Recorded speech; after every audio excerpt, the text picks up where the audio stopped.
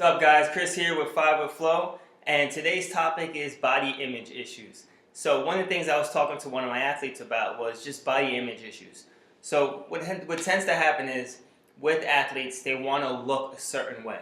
So for example, let's say a baseball player. This is a true story. I worked with a baseball player who was wiry, long, was a pitcher, and one summer he decides to go and start lifting and get big chest, big arms to have that beach body or your typical beach body look, which isn't bad or good. It's just this kid was a pitcher, so he decides to go out and he gets this look and he gets jacked and he gets big.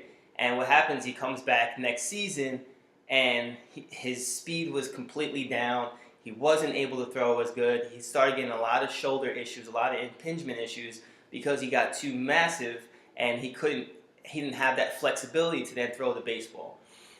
Another issue I've seen is I had a soccer player I worked with years ago who was a great soccer player, had good size. She was able to run up and down the field, knock girls off 50-50 balls and all this stuff. Wanted to get like the model, quote-unquote model look, which again isn't bad or good, but for soccer that's not the best look you want.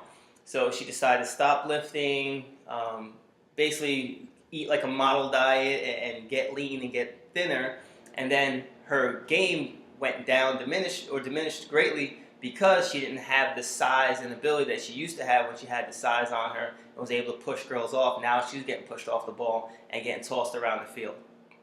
So the point of this whole thing is what tends to happen with youth athletes especially, and it happens in college, it happens in the pros as well, is they want a certain look. And that look may or may not help their sport.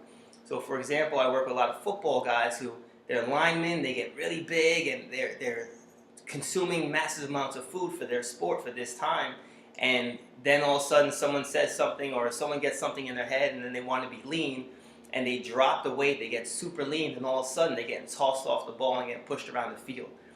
So the point of this is that you have to understand that if you want to excel at a certain sport, there's a certain body type that's going to come with that. There's a certain amount of size you're going to need. There's a certain amount of muscle you're going to need. There's certain things you're going to need for that sport. If you follow sports enough, and myself being locked in it for so many years in the high school level and working with some college guys, is you start to notice that a certain body type excels at a certain sport. So tall, lanky guys tend to be better at basketball. That's not always the case. Okay, I know there's going to be people who will be like, oh, what about this person? What about that person? There's always an anomaly or someone who's just great who has a different body type. But for the most part, most basketball players have long, lean bodies. They're not short, stocky, huge guys. Versus football guys tend to be bigger, wider frame, and they tend to excel at that sport. Their body type does help their sport. So if you want to play a certain sport, understand it's going to come with a certain body type. And in that gray area is those body image issues where athletes, some of them want to have that model look. They want to be thin, they want to be shredded, they want to be lean. And if they get to that level, it may diminish their play.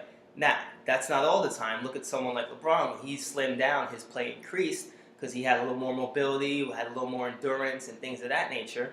But for the most part, at the younger levels, you have to understand that your body's going to look a certain way if you play a certain sport.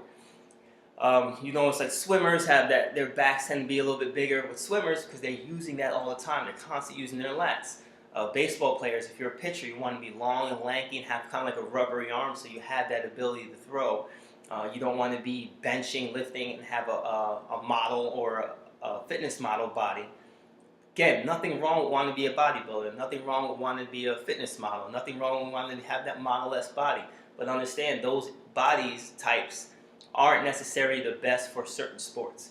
So when you're talking to your youth athlete, or you're talking to the person you're working with, and I say youth because they're the ones who tend to have most body image issues, you have to explain to them like, hey, you want to be good at this, this is what's going to take, and this is the look that just is a byproduct of you playing that sport constantly.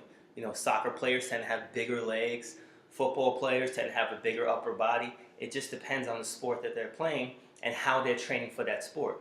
I always tell people you get what you train for. So the more you train for a certain thing, that's the way your body's going to look. If you lift heavier and more explosive, you're naturally going to put on some size. Your body adapts to any stress you place on it.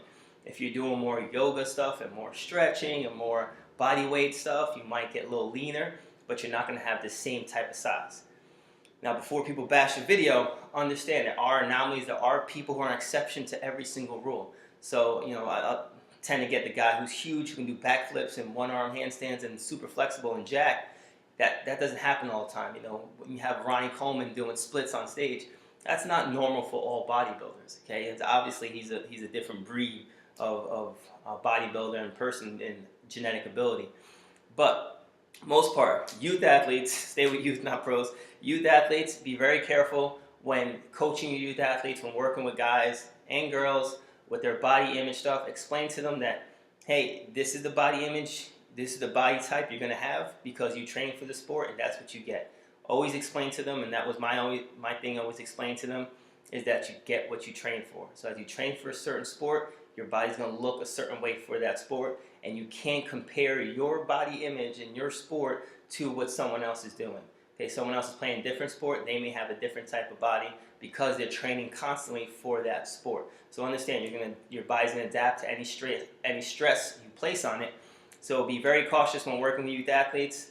They're going to look at Us Weekly and magazines and Instagram models, and they're going to look at all this stuff, and they're going to get so confused and be like, I want this type, but that's not going to help them in their sport. So however you explain that to them is really up to you. I can't give you the answers on how to teach an athlete that they need this certain type for this sport. That's something parents, coaches, athletic trainers, physical therapists, whoever's working with them is going to need to explain somehow. But understand, if you want to excel at it, you're going to maybe look a certain way for it. So be very cautious with that. So that's my advice. That's our 5 with FLO. We'll see you next time for more 5 with FLO. Peace.